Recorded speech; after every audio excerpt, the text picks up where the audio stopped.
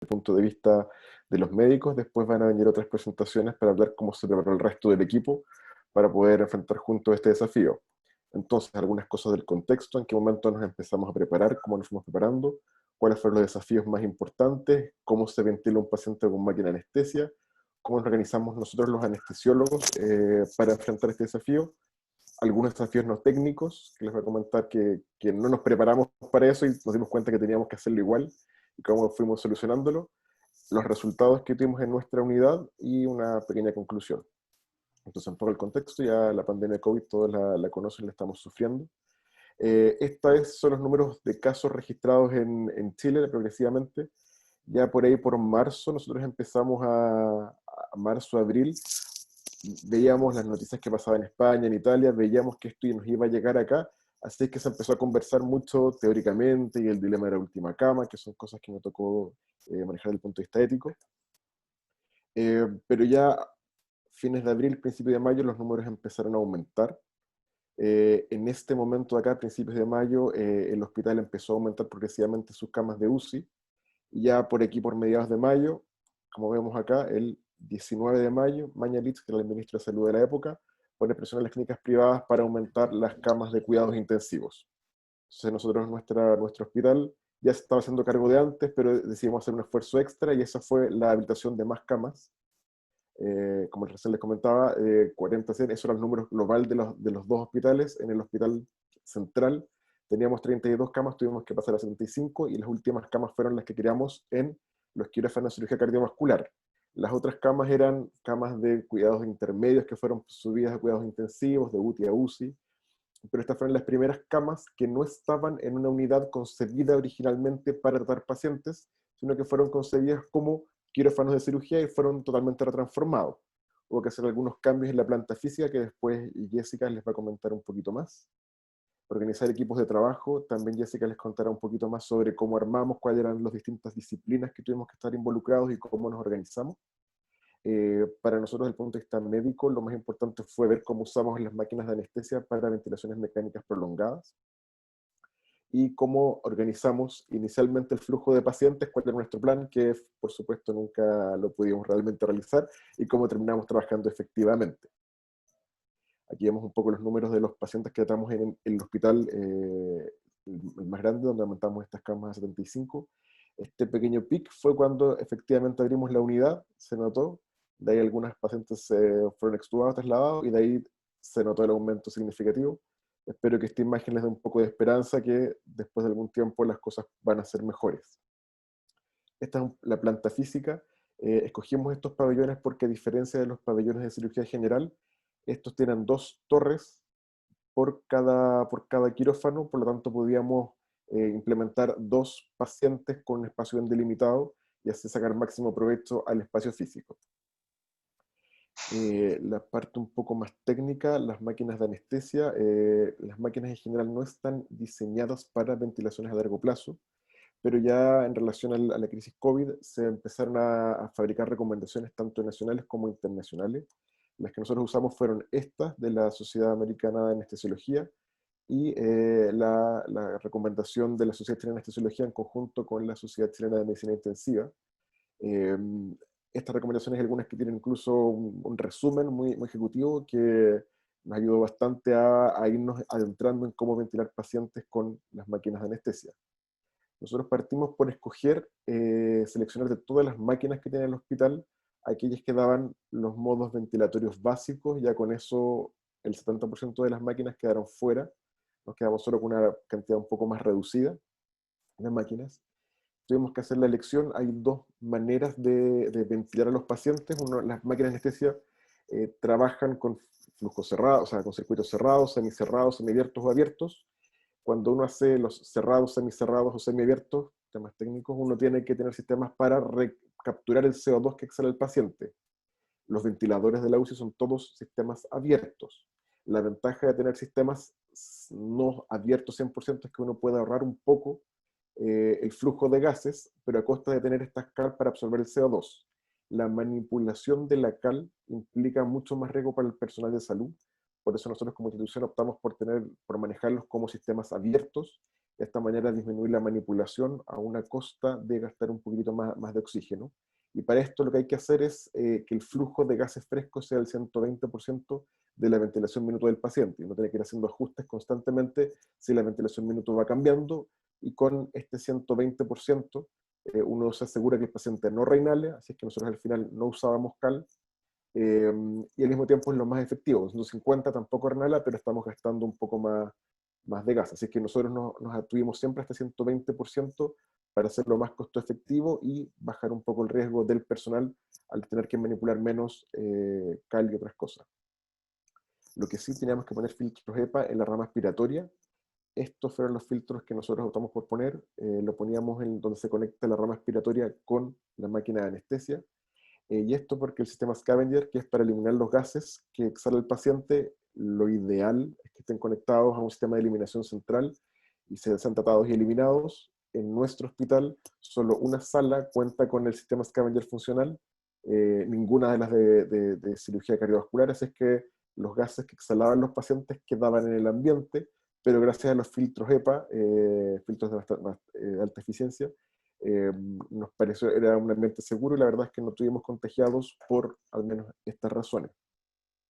Además teníamos un segundo filtro, que es un filtro de menor potencia, pero que tiene la gracia de ser un humidificador pasivo, que es este, que se pone entre la pieza en Y que va acá y la ventilación, el tubo del paciente, y esto filtra un poco más, también filtra algo, de manera de bajar el trabajo que tiene que hacer el filtro EPA, prolongando la sobrevida de este filtro, que es un poco más caro, y además otorga un grado de humidificación pasiva, porque la humedad tiende a quedarse acá. Así que con esa manera nosotros nos preparamos, pero en la práctica, como les comentaba, no siempre resultó de esta manera. Nos dimos cuenta que si bien nosotros sabíamos manejar las máquinas de anestesia, nosotros éramos un anestesiólogo para 8 pacientes, teníamos cuatro salas de cirugía, cada una con 2 pacientes, así es que era un anestesiólogo para los 8 pacientes, y eso hizo que nosotros no podíamos estar con todos los pacientes, tuviésemos que aprender constantemente al resto del personal en cómo usar la máquina de anestesia. Nosotros escogimos, como les comentaba, seleccionamos las máquinas que tuviesen los modelos de ventilación apropiados. Inicialmente partimos con 2 máquinas distintas, pero nos dimos cuenta que para hacer esta capacitación con 2 modelos distintos, una Dräger, una General Electric, que tienen sistemas de funcionamiento muy distintos, era muy difícil para que el personal adquiriera rápidamente las competencias necesarias. Así que por eso decidimos un solo modelo. Optamos por este, que si bien tiene algunas limitaciones que les voy a mostrar después en una foto, era la más versátil para nuestras necesidades. Entonces, como les digo, tenía unas limitaciones no tan menores que se las voy a mostrar, eh, que tuvimos algunos incidentes inicialmente, pero como fue el único modelo que usamos, más la capacitación, rápidamente dejamos de tener inconvenientes con esta máquina. Además contamos con el apoyo de expertos que de a poco nos fueron ayudando a sacarle más partido a esta máquina, y nos dimos cuenta rápidamente que el humidificador pasivo no era suficiente para algunos pacientes que eran hipersecretores, así es que pese a que no está tan recomendado el uso de humidificador activo, nosotros tuvimos que usar en algunos casos, y la verdad es que tampoco tuvimos mayores problemas de contaminación del personal. Esta es la máquina de anestesia que nosotros usábamos para ventilar a los pacientes COVID. Aquí estamos en la capacitación. El problema de este modelo es que aquí tiene una palanca que al accionarla se apaga el ventilador y funciona la bolsa de ventilación manual. Y al principio tuvimos varios eventos en que el personal se darse cuenta, moviéndose, pasaban a llevar la palanca y el paciente quedaba en apnea. Entonces yo, debo reconocer, yo no estaba tan de acuerdo con usar esta máquina, pero Sebastián, él eh, me convenció que si enseñábamos bien íbamos a dejar de tener problemas, y la verdad es que al poco tiempo dejamos de tener problemas y pudimos usar esta máquina con seguridad, que como les comentaba es la máquina más versátil que tenemos.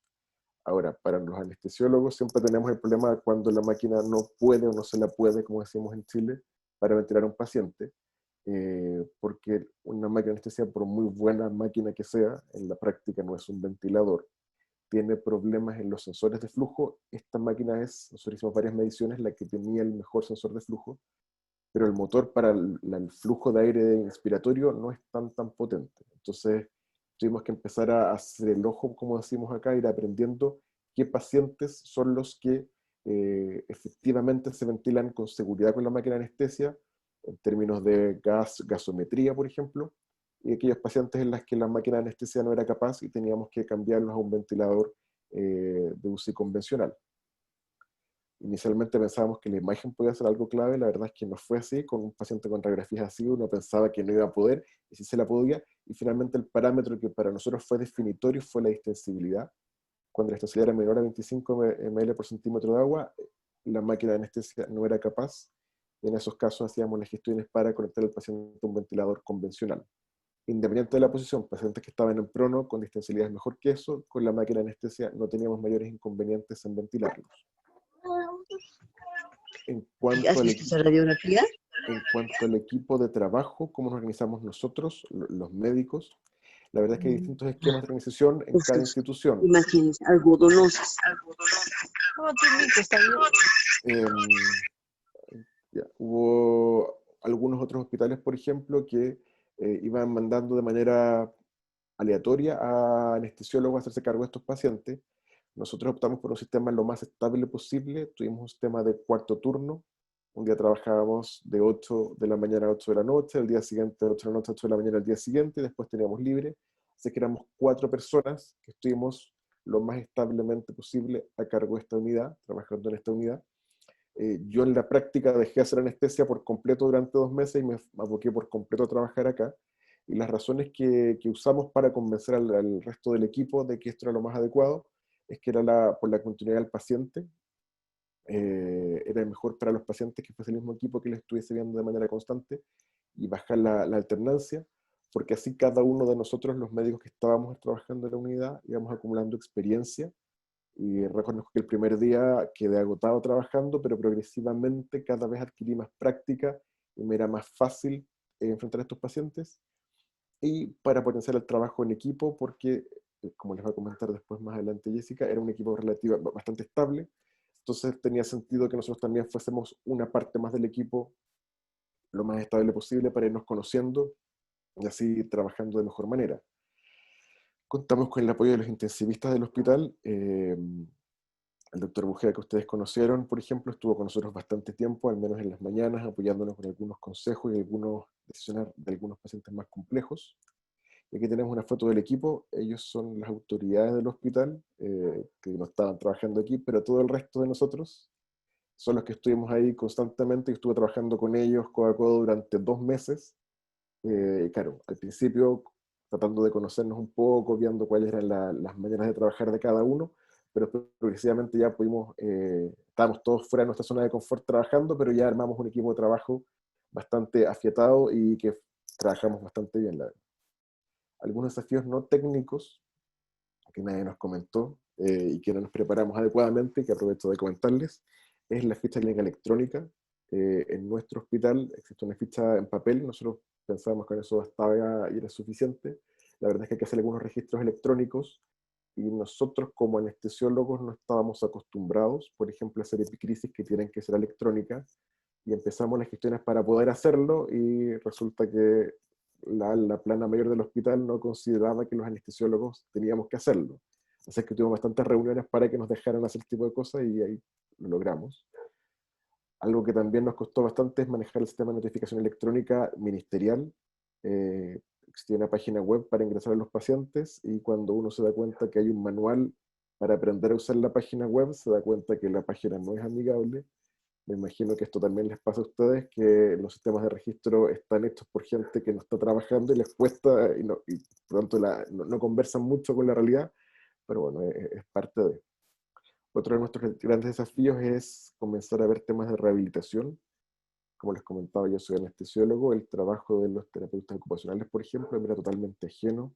O cuando empezar a pedir que viniesen fonoaudiólogos a iniciar la rehabilitación de la deglución, era algo súper ajeno a lo que yo estaba acostumbrado. No estaba en las guías que hice la Sociedad Chilena de Anestesiología, pero tuvimos que ir aprendiendo sobre la marcha cómo hacer este trabajo también.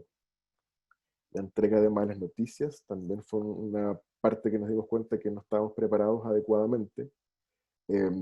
Ahí contamos con el apoyo de el equipo de psiquiatría, cuando nos dábamos cuenta que había familias particularmente complejas, les llamábamos a ellos y ellos nos dieron algunos consejos para poder hacerlo, e incluso un par de veces ellos se encargaron de mediar en reuniones con familiares.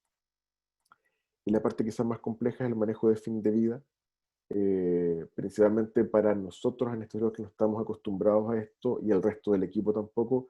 Muchos de los enfermeros que trabajaban con nosotros también eran enfermeros de quirófano, así es que tuvo que hacer todo un trabajo entre todos para ver cómo enfrentábamos este problema.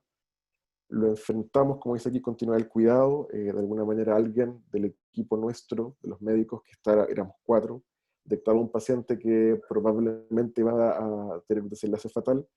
Lo conversábamos con la familia, como decimos aquí, honesta con la familia, es decir, ser muy frontales con las expectativas.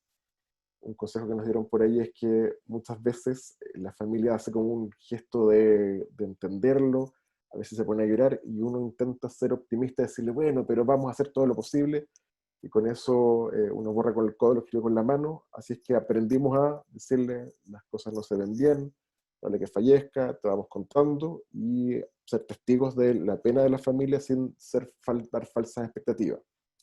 Nos apoyamos con gente con experiencia y seguimos los protocolos, como esto de acá, recomendaciones para el manejo de personas mayores en unidades de pacientes críticos, que tienen algunos protocolos bastante claros que fuimos siguiendo, y con eso nos ayudó bastante a salir de las dificultades que teníamos de manera aguda.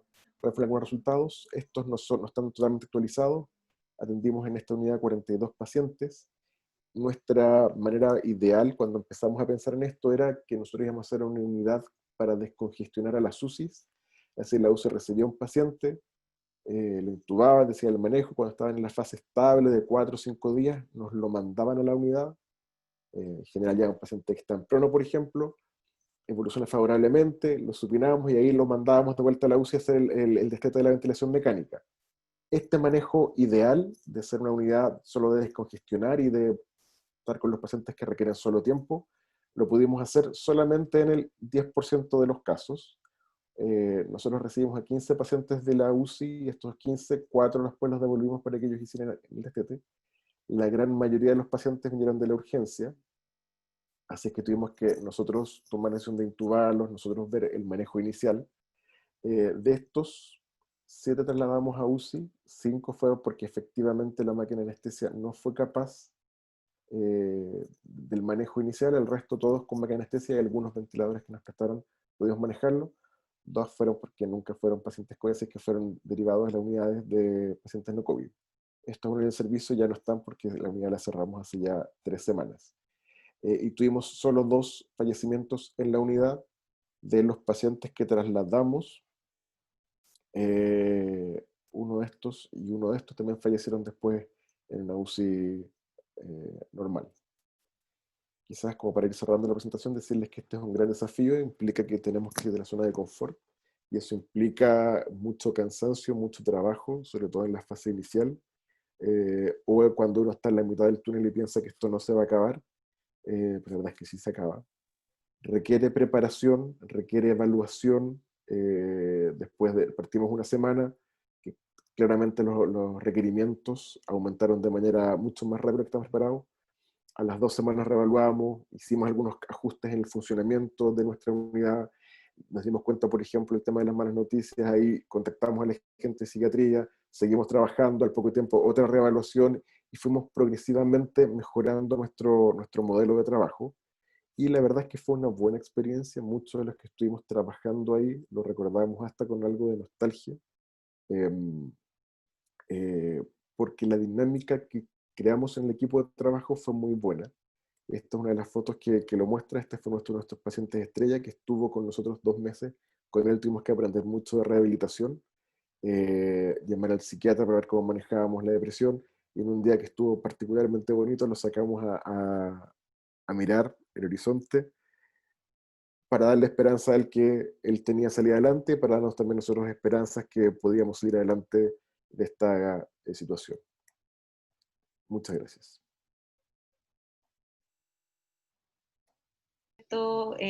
Daniel. Hoy día les voy a contar un poco acerca de la gestión, ¿no es cierto?, del personal de salud y de recursos para poder armar unidades de UCI extendidas, ya que cosas son importantes de considerar para que esto tengamos resultados exitosos y lo que nosotros esperamos en este contexto que es tan complejo. A ver, demos un segundito que...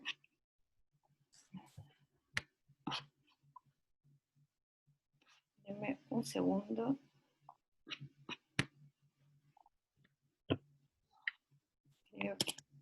Espérenme un chiquitito. Tuve un problemilla. De contexto, miren, bueno, todos sabemos que estamos, ¿no es cierto?, en esta pandemia, que a la fecha ya llevamos más de 23 millones de infectados y 800.000 muertos a nivel mundial, ya, pero nosotros que nos encontramos, ¿no es cierto?, en Latinoamérica, ya el 30 de enero pudimos observar que la OMS, ¿no es cierto?, declaró que este brote constituye una emergencia de salud pública. Y ya el 11 de marzo de este año lo declararon una pandemia a nivel global. Esto, la verdad es que en particular nos dio una ventaja, que fue el desfase temporal. ¿Ya? Desde que se declaró, ¿no es cierto?, esta pandemia, hasta que llegó, entre comillas, el coronavirus a nuestro país y a nuestra latitud. Entonces nosotros, con este desfase temporal, ¿no es cierto?, tuvimos la oportunidad de obtener información, ¿no es cierto?, en relación a la severidad de la emergencia y cuáles más o menos iban a ser los requerimientos que íbamos a necesitar para enfrentarla y para obtener los mejores resultados posibles. Y por lo mismo tuvimos alrededor de 6 a 8 semanas desde que, ¿no es cierto?, esta pandemia comenzó, ¿no es cierto?, su curso, hasta que definitivamente ya se instaló en nuestro país. Por lo mismo tuvimos este tiempo valioso de planificación y preparación que fue y es fundamental en el fondo en estos contextos. En relación a eso, nosotros en este periodo pudimos hacer una estrategia de transformación de nuestras unidades, como decía el doctor López, de transformar en nuestro centro en particular de 32 camas de intensivo hasta 75 en total, y así todos los hospitales y clínicas de nuestro país. Entonces nosotros, para tener esta estrategia, nosotros pensamos cómo lo hacemos. Primero que todo, tenemos que prepararnos en relación a equipamiento e insumos clínicos que íbamos a necesitar en estas unidades. ¿Cómo íbamos a conformar los equipos clínicos? Ya en relación a el recurso, ¿no es cierto?, de personas, quiénes, cómo, cuándo, desde cuándo, y por lo mismo, cómo lo íbamos a hacer en relación a la capacitación y apoyo técnico. Todo esto representaba una serie de desafíos porque nos enfrentábamos a una situación donde íbamos a tener equipos nuevos, no expertos, donde, y en el caso particular de nosotros, entre nosotros no nos conocíamos, ¿ya? La mayor parte del equipo eran personas que trabajaban en pabellón, en quirófano, pero también en áreas de apoyo a los quirófanos, en áreas de esterilización, recuperación, y algunos profesionales, técnicos, enfermeros, que en sus labores habituales no tenían contacto directo con pacientes. También adecuar las plantas físicas, que más adelante les voy a contar qué detalles hay que tener en consideración, ¿no es cierto?, los tiempos que íbamos a tener para preparar a los equipos y las orientaciones correspondientes, los tipos de pacientes que íbamos a manejar, en qué áreas íbamos a manejar pacientes con patología COVID, en qué áreas íbamos a recibir pacientes, cómo se iban a conformar uno y otro equipo, los protocolos que íbamos a utilizar en un caso y en otros no. Todo eso, ¿no es cierto?, toda esta preparación fue posible por el tiempo que tuvimos para poder prepararnos. Ahora, en relación a la planta física, los equipos y los insumos, ¿no es cierto?, hay varias cosas que son importantes tener en consideración. En relación a la planta física, por ejemplo, primero definir la capacidad de las unidades y la distribución. Como decía Rodrigo anteriormente, se escogieron, por ejemplo, esos pabellones, porque esos pabellones permitían tener 2 unidades y tener a 2 pacientes simultáneamente ocupando un mismo espacio, versus los otros pabellones con los que cuenta el hospital, donde solo era posible tener un paciente. Por lo tanto, era necesario, ¿no es cierto?, optimizar los espacios con los que contábamos.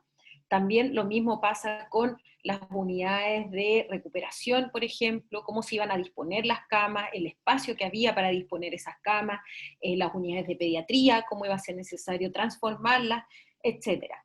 También instalación de clínicas de enfermería y áreas administrativas. Es muy importante tenerlo en consideración, porque también nosotros cuando llegamos al pabellón dijimos, ok, necesitamos un área limpia, necesitamos área sucia, necesitamos área de preparación de medicamentos, un área administrativa donde hacer los registros, y eso es extremadamente relevante delimitar por un tema también de protección del personal y de prevención de infecciones asociadas a la atención de salud. Ya definir y delimitar áreas de circulación dentro del mismo hospital, ya para el personal, para los pacientes con patología COVID, los no COVID, y dentro de la misma área donde íbamos a trabajar. ¿Cuáles, como yo les decía, vamos a considerar áreas de libre circulación? ¿Cuáles iban a ser áreas solamente para manejo, por ejemplo, de residuos contaminados, ¿no es cierto? ¿Cómo iba a ser la disposición de nuestras áreas sucias y limpias? El retiro de esos residuos, etcétera.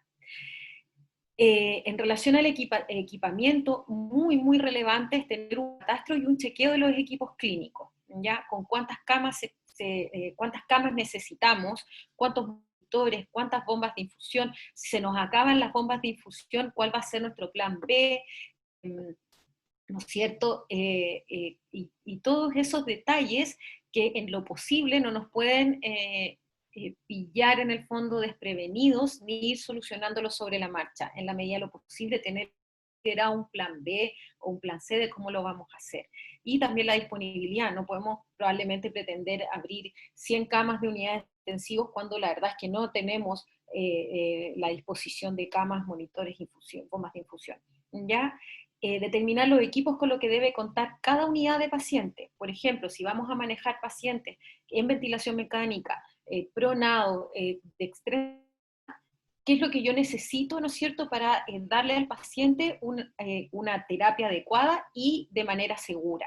¿Ya?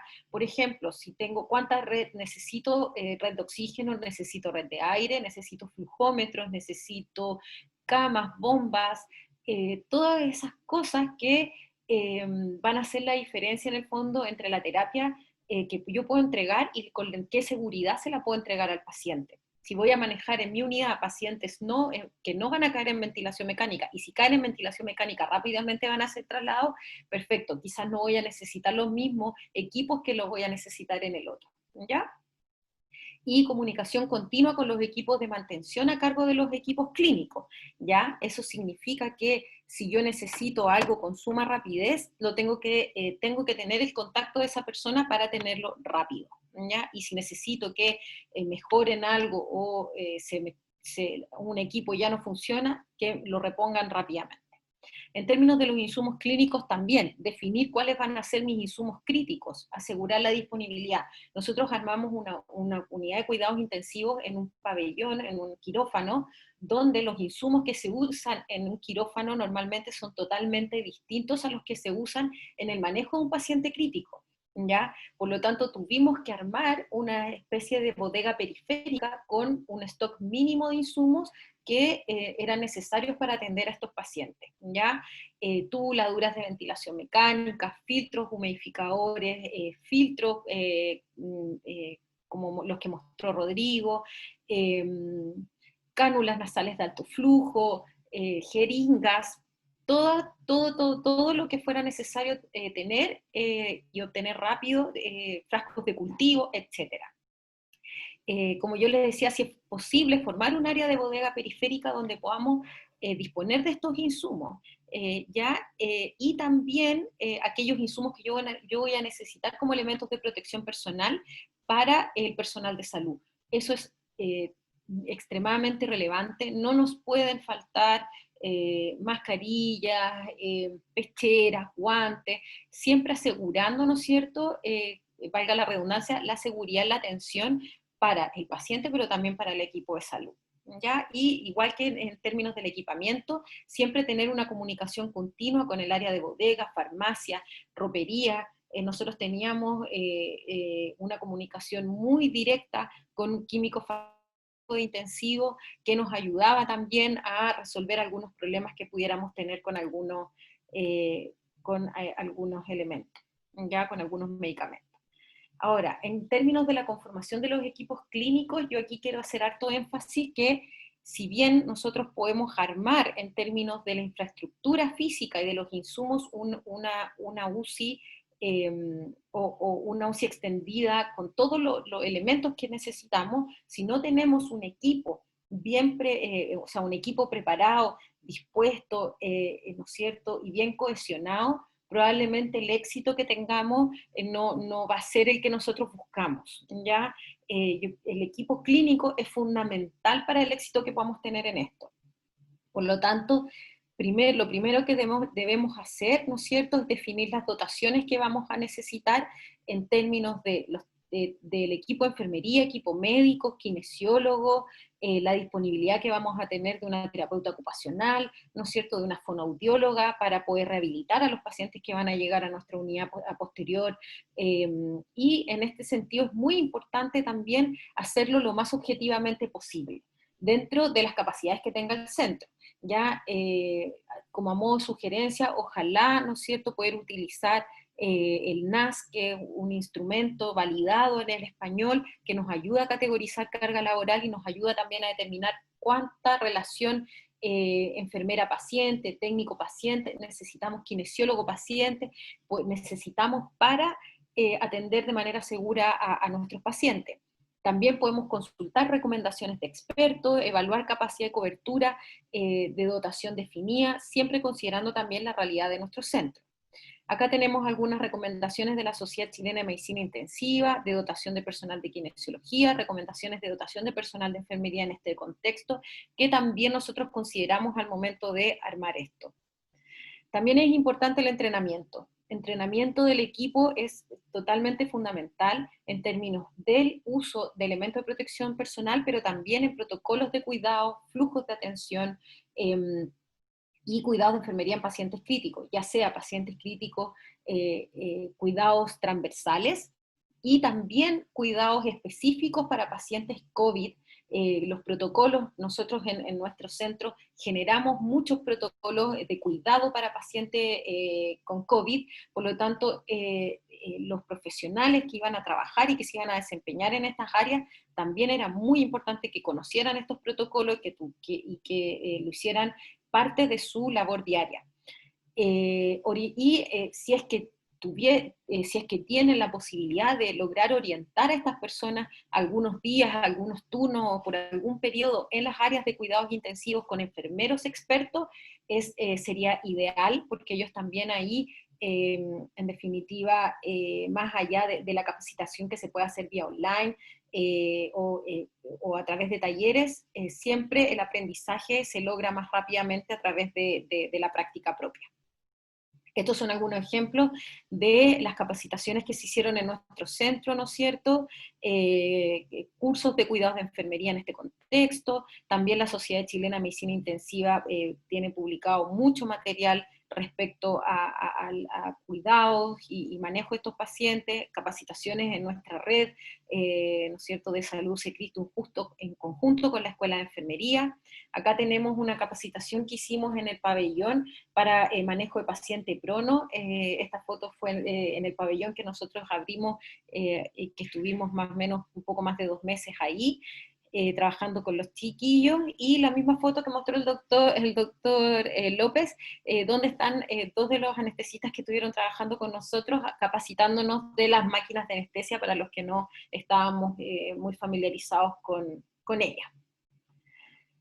En términos del apoyo técnico, esto también es muy importante, que también haya experiencia internacional que lo avala, que hay que considerar el apoyo técnico continuo según la disponibilidad y capacidad de cada centro. ¿Ya?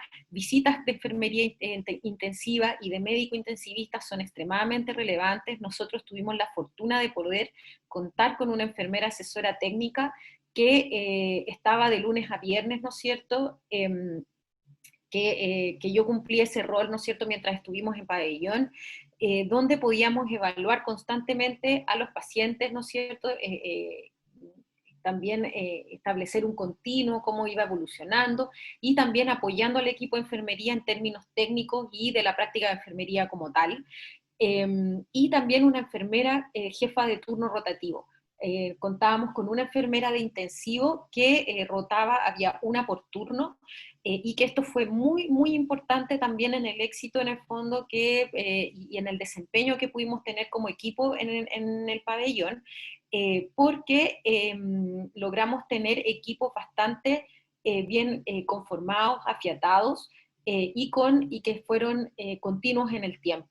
Ya, como contaba el doctor López, nosotros logramos armar estos equipos de anestesista, equipos de enfermería, técnicos de enfermería, auxiliares de apoyo, que iban todos en conjunto en el mismo turno. Por lo tanto, se lograron cohesionar y afiatar bastante bien, y con muy buenos resultados. Y también la visita de intensivistas, que pasaban visita durante la mañana. Hubo algunos periodos donde pudimos contar con un intensivista permanentemente durante la mañana, que, ¿no es cierto?, apoyaba bastante en algunas tomas de decisiones, manejo de pacientes. De hecho, aquí les muestro una foto yo creo que ustedes lo conocen, del doctor Bujedo, que nos estaba ayudando. Ahí estábamos pronando un paciente en el quirófano, y él estaba ahí también apoyando en el fondo en la terapia. Ahora, factores que determinan que los equipos sean exitosos. Yo les quiero mostrar, como les decía, podemos contar con la mejor infraestructura y la disponibilidad de insumos, pero si no tenemos un equipo afiatado y cohesionado, la verdad es que probablemente no vamos a lograr los objetivos que nosotros buscamos, y que es, en el fondo, tratar a nuestros pacientes y que nuestros pacientes salgan adelante. Este es un modelo que la verdad es que se utiliza más en áreas de gestión de personas, pero que reflejan bastante bien lo que se necesita para que un equipo se desempeñe eficazmente. ¿Ya? Hay factores de contexto, de cómo se compone el equipo, de cómo está diseñado el trabajo, y, ¿no es cierto?, y cómo es el proceso de equipo para que podamos resultados positivos. ¿Ya? Yo les quiero destacar algunos que me parecen que son los más relevantes a considerar cuando uno arma estos equipos, y que uno tiene que ver con los recursos, no solo en relación a recursos económicos, ni de insumos, ni de equipos, sino que el equipo esté oportunamente informado, que manejen todos la misma información, que el personal sea adecuado, que los estímulos, ¿no es cierto?, también sean correctos. Nosotros como estímulos muchas veces utilizábamos o usábamos las fotos, los videos de los pacientes que nosotros íbamos sacando de la unidad, y los veíamos cómo iban evolucionando bien, veíamos que algunos se iban para la casa, veíamos que otros se recuperaban, y esos estímulos son muy positivos, porque son recursos emocionales muy fuertes que el equipo necesita, y también apoyo administrativo. En definitiva, que las personas cuenten con todos los recursos que necesitan para poder desempeñarse bien, dentro de la medida de lo posible. Recordemos que estamos en una pandemia y probablemente no vamos a contar con todo ello, pero dentro de lo que podamos asegurar, lo podamos asegurar. Liderazgo y estructura, súper importante, es que determinar quién va a hacer qué, y asegurarse de que todos compartan con equidad la carga de trabajo. Una de las cosas que más impactan en el desempeño de los equipos es la sensación de injusticia y de inequidad. ¿Y cómo lo podemos reflejar en este contexto? Es que estamos todos buscando un objetivo común, ¿ya? Y que estamos todos trabajando para ello, y que todos nos esforzamos de la misma manera desde nuestra propia vereda, ¿ya? También un clima de confianza. Esto es súper importante. Nosotros los que estábamos como apoyo experto en las unidades extendidas, para nosotros fue muy importante generar este clima de confianza, de decir, si no sabes, está bien no saber. Está claro que tú no sabes manejar un paciente crítico, yo estoy aquí para apoyarte y para enseñarte, y no te voy a dejar solo, y si tienes una duda, no dudes en preguntarme, porque en mí vas a encontrar un apoyo, porque para eso estoy. Y ese clima de confianza es extremadamente relevante. Aptitudes de los miembros del equipo. Esto también, dentro de lo posible, estos contextos tenemos claros que muchas veces no nos permiten lograr esto, pero en la medida en que lo podamos lograr hay que tender a esto. No siempre gana la carrera el más rápido, ¿no es cierto?, ni la batalla el más fuerte, pero esa es la forma en la que hay que apostar. O sea, tratar de encontrar a las personas que tienen ojalá las competencias y el perfil para enfrentar una situación como esta, y a esas personas, ¿no es cierto?, llevarlas para este desafío, ¿ya? Porque probablemente con esas personas vamos a tener más éxito. Como les digo, en estos contextos a veces eso es muy difícil, pero en la medida en que lo podamos lograr, a eso tenemos que tender. Y por lo mismo también respetar las preferencias de los miembros.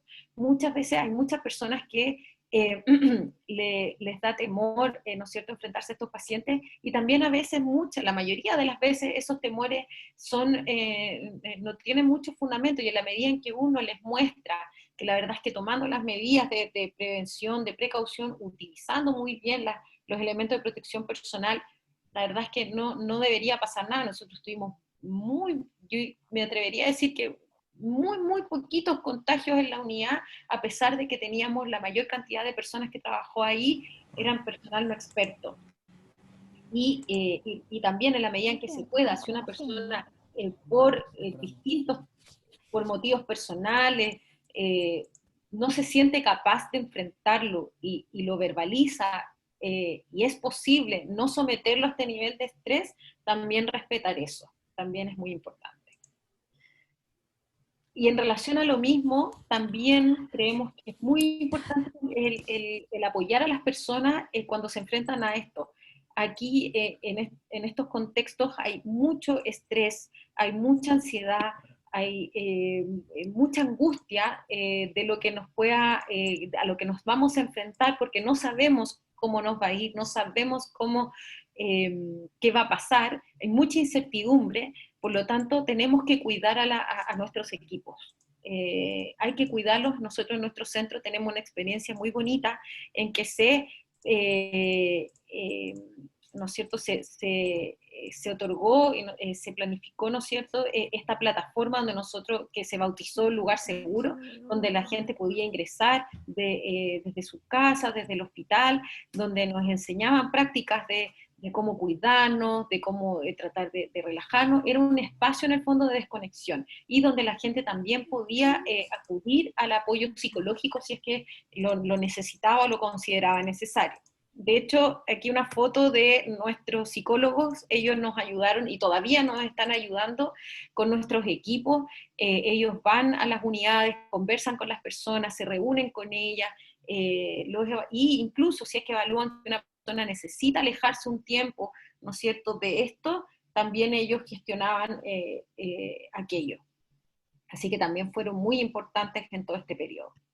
Mensajes finales: la planificación y preparación es fundamental, pero también la reevaluación continua. Nosotros en el camino también nos fuimos dando cuenta de muchas cosas que había que cambiar, que había que mejorar.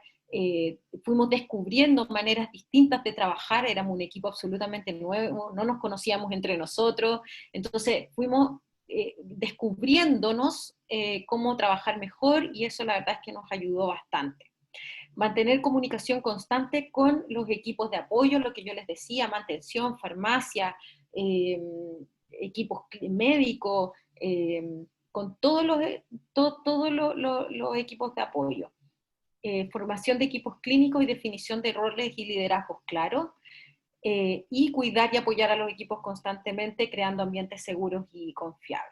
Acá unas fotos de nuestro equipo donde trabajamos con el doctor López, con Rodrigo, en el quirófano, ¿no es cierto?, del Hospital de la Católica. Ahí todos nuestros pacientes pronados en ventilación mecánica, ¿no es cierto?, en los quirófanos. El paciente que mostró Rodrigo en la última foto, le estábamos haciendo una videollamada con su hija, y ahí las chicas estábamos recibiendo nuestro primer paciente ese día. Eso, muchas gracias.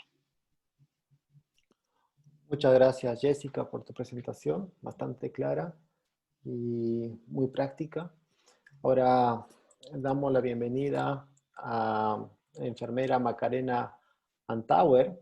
Ella también nos colaboró bastante en la parte de armado y logística, de la UCI en otro setting, también en el quirófano, pero también una UCI extendida en sala general. Así que nos va a hablar sobre desafíos en la atención del paciente COVID-19 en una UCI extendida. Muchas gracias. Adelante, por favor. Muchas gracias, Daniel. Gracias a todos los que se mantienen todavía con nosotros. La idea de esta presentación probablemente tiene algunos aspectos similares a la presentación anterior, pero el enfoque principalmente es encontrarnos con cuáles son los desafíos clínicos que podemos tener en la atención de los pacientes y también algunas aproximaciones o algunas recomendaciones desde el punto de vista práctico. Ya ambos, el doctor López y Jessica, hablaron un poquitito del contexto de la pandemia. Creo que ya está de perogrullo hablar del impacto que ha tenido a nivel social, a nivel económico y también a nivel sanitario. Pero uno de los principales desafíos que ha impuesto de alguna forma la pandemia al sistema sanitario tiene que ver con la necesidad de desarrollar estrategias de reorganización y de mitigación. Y en ese sentido hemos tenido todos un poco a la fuerza que aumentar y complejizar la capacidad de nuestro sistema de salud. Solo les pongo el caso de nuestro país, que son los datos más cercanos que tenemos, que hemos tenido que aumentar en un 490% nuestra disponibilidad de camas críticas, y tal como comentaba Jessica, la apertura de estas nuevas unidades conlleva varios aspectos relevantes que tienen que ver con la capacitación del personal, con la adecuación de los espacios y también con la adecuación de los insumos. ¿Y esto con qué fin? Básicamente con que le podamos brindar una atención directa al paciente que tenga algunos aspectos generales de seguridad y calidad.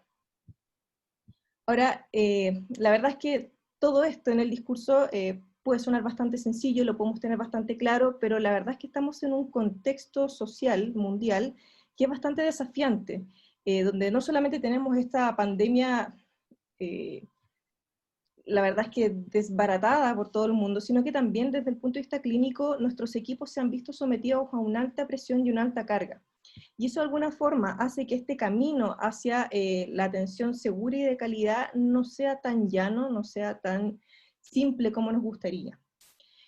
Ahora, si nosotros sabemos un poquitito de aspectos de calidad, tenemos claro que la atención en salud, independiente de cuáles sean las condiciones, conlleva un riesgo que es inherente para los pacientes. Sin embargo, si nosotros adicionamos algunos factores de riesgo asociados a la pandemia, como por ejemplo, que tenemos un personal con escasa experiencia en atención de pacientes críticos, Jessica muy bien decía, personal de pabellón, hemos tenido incluso personal que se dedicaba al área de esterilización y que nunca había tenido contacto directo en la atención de pacientes, menos de pacientes críticos.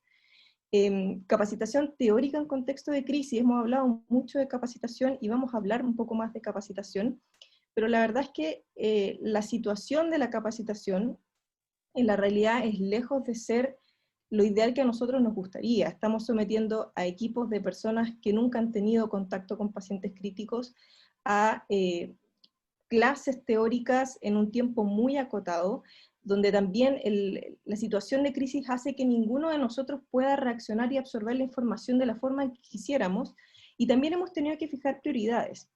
Si nosotros quisiéramos capacitar en unidades de cuidados intensivos, probablemente tendríamos un temario bastante importante, pero dado la pandemia, dado la urgencia, hemos tenido que acotar y de alguna forma definir cuál es el mínimo que queremos que el personal de alguna forma reciba.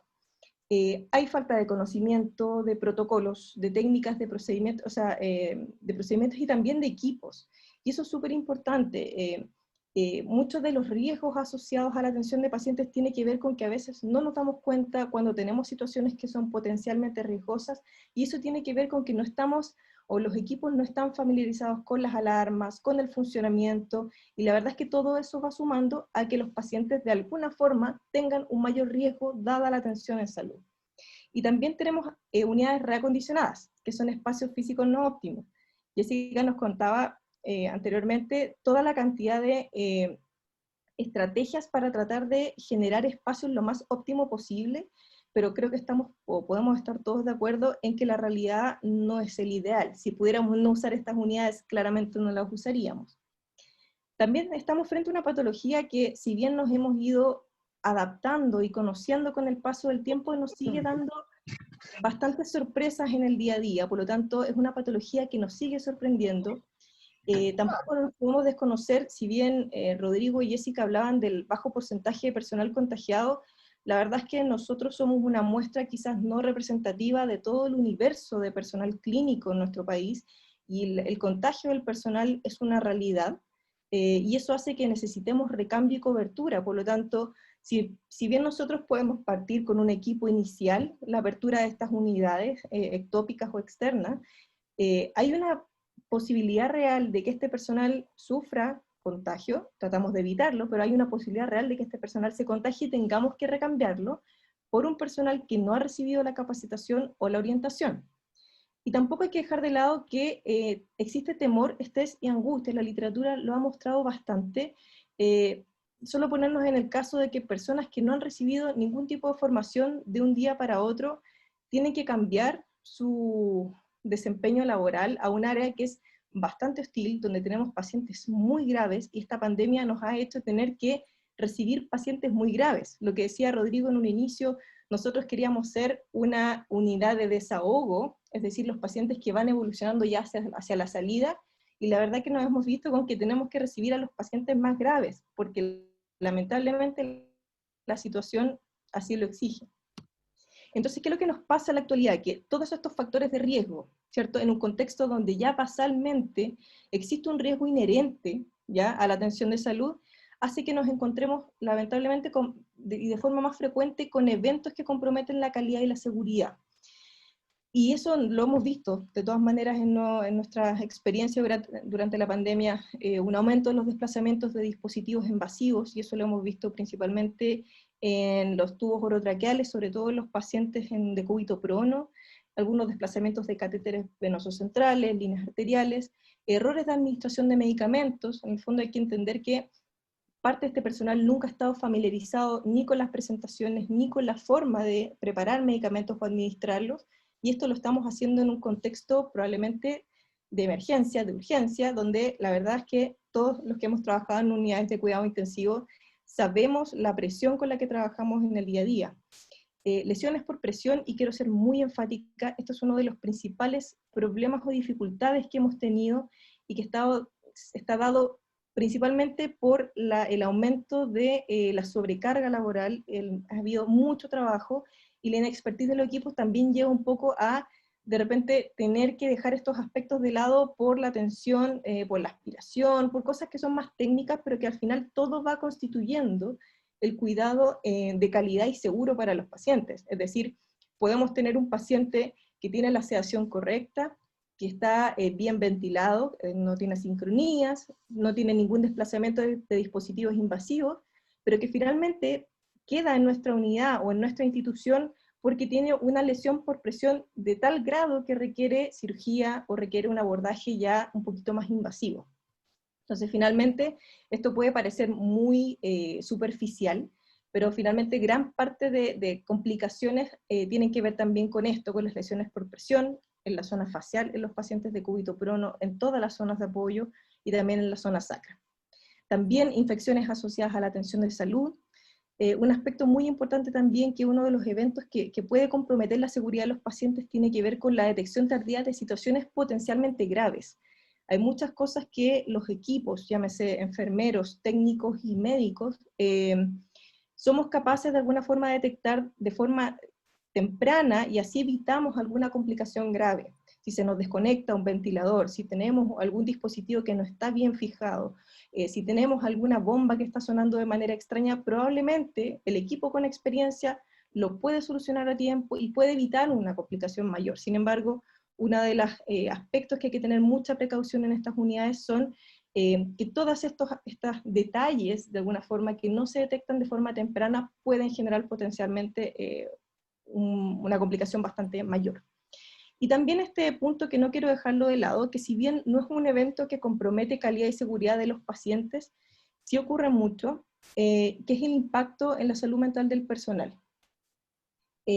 Como hemos comentado anteriormente, mucho de este personal no ha tenido relación con unidades de cuidado intensivo ni con el cuidado de estos pacientes anteriormente, y y verse enfrentados no solo a su cuidado, sino que a su fallecimiento, a la conversación con la familia, la verdad es que genera impacto que probablemente todavía no hemos dimensionado y vamos a empezar a dimensionar en el futuro. Ahora, cuando nosotros hablamos de calidad asistencial, podríamos definir estos 6 puntos, pero quizás una de las cosas más importantes en este momento de pandemia tiene que ver con la priorización y con enfocarnos en el aspecto que se relaciona con la seguridad del paciente. Y cuando hablamos de seguridad del paciente, nosotros podríamos hablar por una parte del personal, y eso lo voy a dejar para el final porque creo que es uno de los puntos más relevantes, pero tiene que ver un poco con el todo, con lo que decía Jessica del entorno de los insumos, del apoyo técnico, del desarrollo de protocolos, pero también del personal. Cuando hablamos de espacio físico e insumos, evidentemente uno de los aspectos de seguridad tiene que ver con que contemos con la cantidad de insumos mínimos para atender a estos pacientes. Acá cada quien, de acuerdo a su realidad, tiene o puede tener definido un stock mínimo, qué es lo mínimo que necesito efectivamente para poder cuidar de este paciente. Pero otra cosa tiene que ver también con que este equipo nuevo que se está formando tenga una orientación previa a la planta física, a dónde están almacenados los insumos y los medicamentos. Pasa que, efectivamente, como comentaba Jessica anteriormente, enfermeros de UCI pasaron a estas unidades nuevas, estas unidades extendidas, pero este personal necesita un tiempo para poder familiarizarse con el entorno.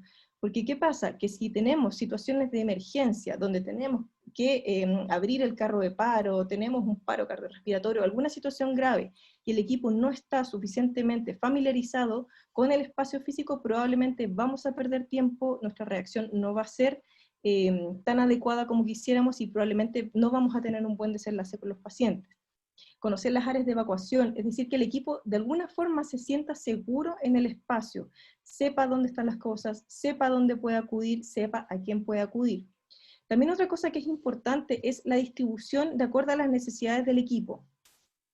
Nos pasó, y esto es parte de la experiencia, que lamentablemente el espacio físico no era lo más idóneo posible, y teníamos unidades donde la clínica de preparación de medicamentos y la clínica o el área administrativa se encontraban lejos de las unidades clínicas.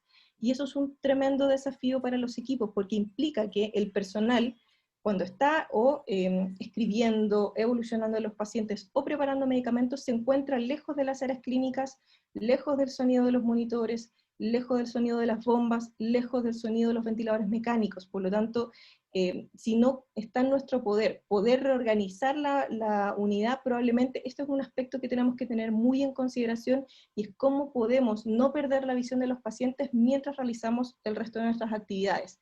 También el carro de emergencia. No podemos tener el carro de emergencias en un extremo de la unidad y demorarnos 5 minutos en llegar a la otra. Es decir, tenemos que buscar espacios para de alguna forma ubicar los elementos que sean críticos de la forma más cómoda posible para el personal. En relación al apoyo técnico, Jessica lo mencionó bastante claro anteriormente, es la importancia del personal mixto, es decir, personal experimentado, poder de alguna forma distribuirlo en sistemas de turno para que puedan servir de un apoyo constante al equipo que se está de alguna forma orientando o que está empezando a trabajar en unidades de alta complejidad. Porque básicamente el referente técnico que les voy a comentar ahora es un referente que se encuentra de lunes a viernes, de 8 a 5, pero ¿qué pasa? Que los turnos de noche de alguna forma quedan un poco desprotegidos, y también los fines de semana. Por lo tanto, este personal mixto es realmente importante para poder equilibrar de alguna forma las cargas de trabajo. El equipo médico, idealmente que esté liderado por un staff intensivista, pero si no es así, es muy importante que exista una distribución del equipo en las diferentes unidades para que se realicen estas visitas diurnas, como decía Jessica, que de alguna forma permitan equiparar criterios y de alguna forma generar una continuidad en el tratamiento de los pacientes. También el referente técnico de enfermería que les voy a comentar, pero también un aspecto fundamental en relación al apoyo técnico es cómo se establece la comunicación entre estos agentes técnicos con el resto del equipo, con la jefatura de la unidad, y cómo vamos trabajando en equipo de alguna manera todos hacia el mismo objetivo. Este referente técnico, quiero mencionarlo porque creo que fue uno de nuestros grandes aprendizajes. A mí me tocó justamente esta labor en otra área dentro de nuestra institución, Y lo ideal es que sea una enfermera o un enfermero que tenga experiencia efectivamente en unidades de cuidado intensivo, que esté preparado. Y esto es importante, las habilidades interpersonales y de comunicación, porque este enfermero o enfermera es un nexo y de alguna forma genera una coordinación y debe generar una coordinación con la jefatura local. El rol de esta persona es un rol de continuidad, es decir, está fuera del sistema de turnos, de 8 a 5, y su rol principalmente tiene que ver con la supervisión clínica, es decir, la revisión directa de pacientes, de apoyo al personal en la atención directa, pero también la detección precoz. Y esto se los menciono de experiencia.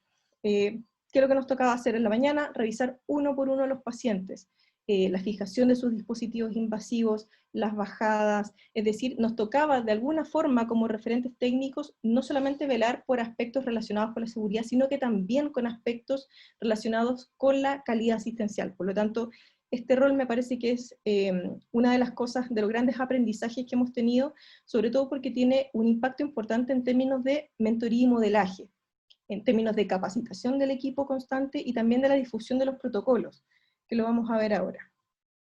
En términos de protocolos, uno de los aspectos más importantes en las unidades es definir cuáles son los procedimientos o puntos críticos que hay que desarrollar, ya sea rutinas del personal, rutinas para personal técnico, para personal de enfermería, las entregas de turno. Esto la verdad es que es un tema que probablemente se mira un poco de forma superficial, pero la entrega de turno es un momento clave en la transmisión de información importante del paciente. Hay mucha información que se pierde en el camino, y la entrega de turno, es decir, entrenar a los equipos en qué información es relevante y cómo podemos entregar turno de la mejor manera, es un punto súper clave para evitar algunas complicaciones a futuro.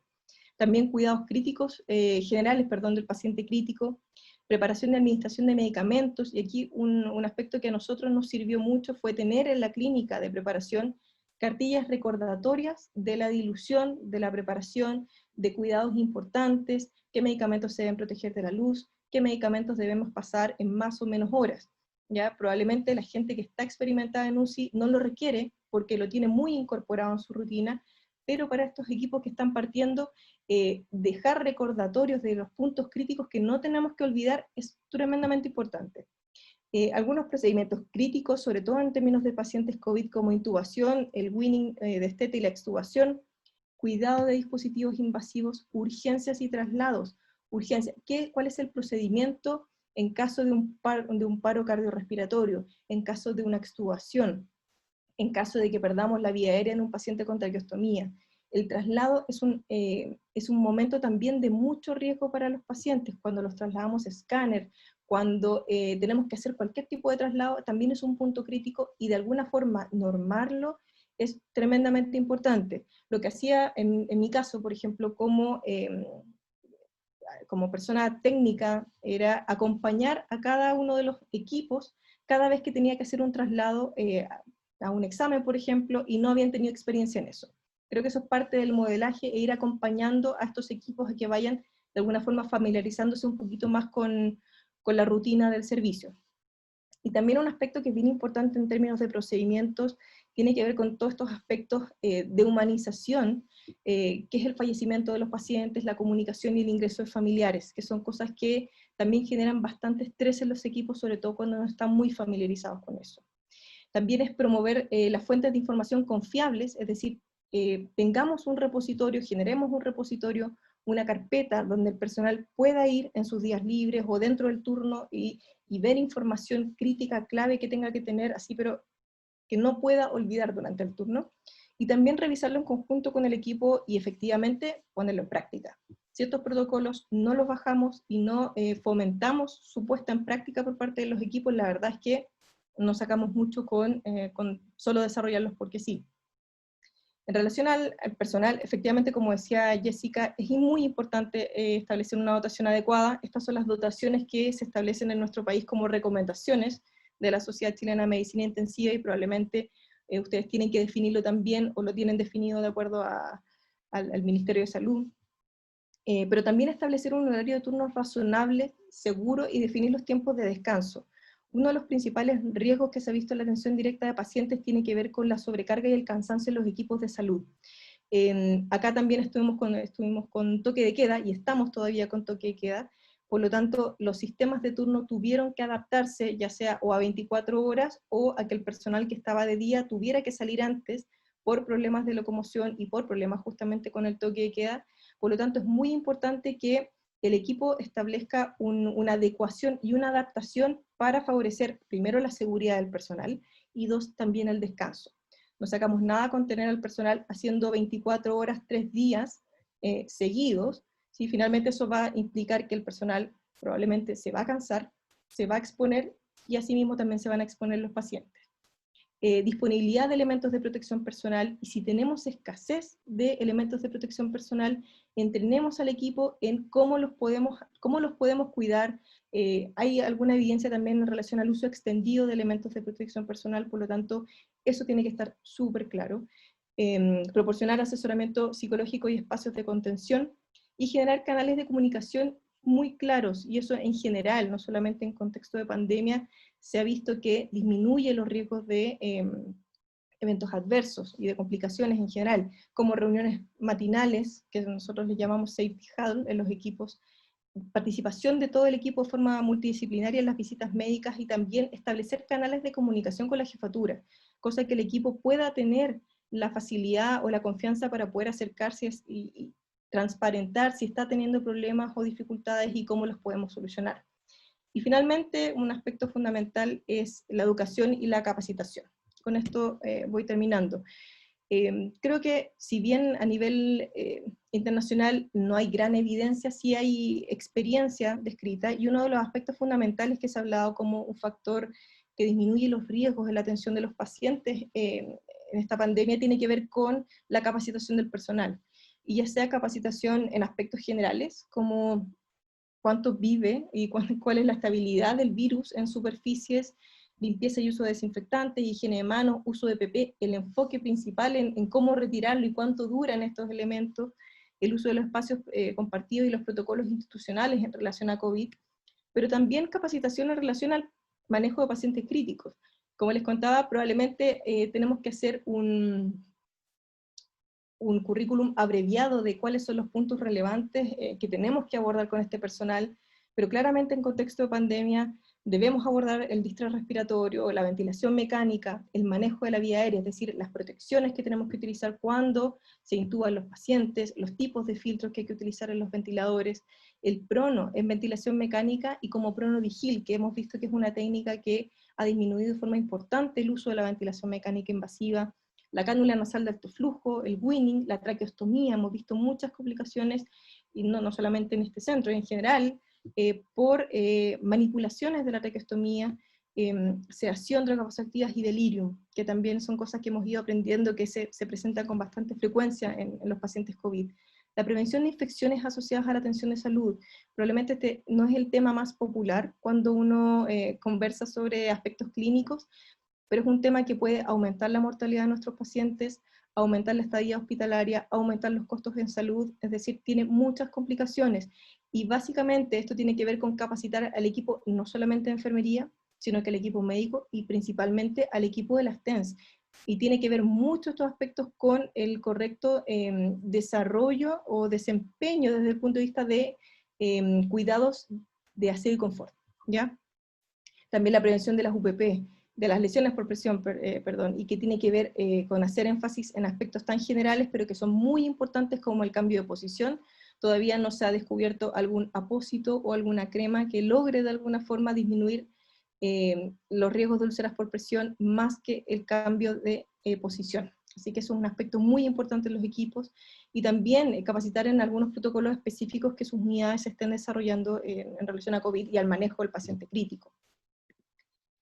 Aquí, como comentaba Jessica, una forma es poder acceder a información local, también a fuentes de información confiables que existan en Chile, en Perú, en el extranjero, también desde el punto de vista de apoyo de los profesionales, todo lo que tenga que ver con el apoyo en salud mental. Si tienen un protocolo armado, genial, pero la foto que les quiero mostrar acá es un pequeño espacio que se armó en la unidad de cuidados intensivos de adultos, y que es un espacio que tiene algunas cosas para poder comer, algunas cosas para poder tomar, tiene un ambiente, una iluminación, un aroma que invita un poco al descanso y a que los equipos puedan hacer una pausa. Es decir, todas estas intervenciones no tienen por qué ser tremendamente armadas, sino que también es posible armar dentro de los espacios más acotados ambientes que promuevan también la salud mental y el bienestar del personal. Como mensajes finales, bueno, sabemos que la pandemia nos ha implicado a abrir nuevas unidades críticas en espacios que no son tradicionales, y estas expansiones de todas maneras conllevan desafíos para el personal y también tienen implicancias para el paciente. Pero para esto es fundamental que tengamos una planificación, como decía Jessica, desde el punto de vista de recursos humanos, desde el punto de vista de recursos materiales, pero también en aspectos como la gestión y la planificación de este espacio físico, es decir, dónde ponemos todos estos insumos, dónde ponemos todos estos elementos importantes, la gestión del personal, el apoyo técnico permanente, el desarrollo y aplicación de estos protocolos, capacitación y también generación de instancias de apoyo emocional, que se ha visto que es uno de los aspectos más importantes. Aquí hay fotos nuevamente de equipos de estas unidades abiertas, y esto es una invitación que les quiero dejar a través de la Agencia de Cooperación Internacional de Chile. Se están ofreciendo varias becas para personas extranjeras. Eso es uno de los criterios de exclusión, el ser chileno no se puede participar, así que para ustedes son gratuitos. Se están ofreciendo varios cursos. El que les estoy mostrando aquí son cuidados de enfermería del paciente crítico en contexto de pandemia, pero también hay manejos de insuficiencia respiratoria, creo que me parece que hay uno de Pronovigil. Hay varias cosas que son bastante interesantes a las que pueden ingresar. Ustedes se meten a la Agencia de Cooperación Internacional, a la parte de becas, becas para extranjeros, ofertas vigentes, y ahí van a encontrar una serie de información disponible para que puedan también utilizar estos recursos para poder capacitarse. Así que muchas gracias. Muchas gracias, Macarena, por tu charla, bastante precisa y